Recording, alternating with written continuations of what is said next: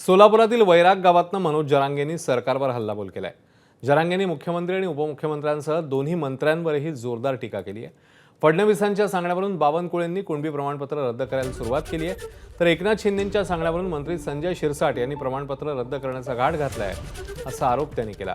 त्यांना कितीही वळवळ करू द्या, माज मोडल्याशिवाय गप्प बसणार नाही असा इशारा जरांगेंनी दिलाय।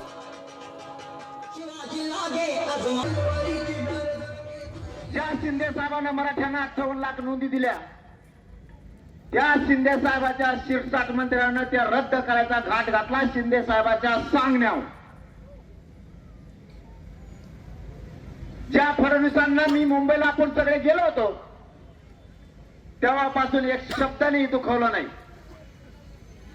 त्या फडणवीस साहेबाच्या सांगण्यावर बावनकुळेंनी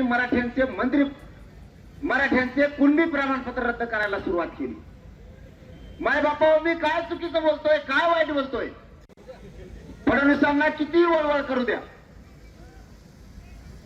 आणि एकनाथ शिंदे साहेबाला सुद्धा करू द्या, यांचा माज मोडल्याशिवाय मी गप्प बसणार नाही।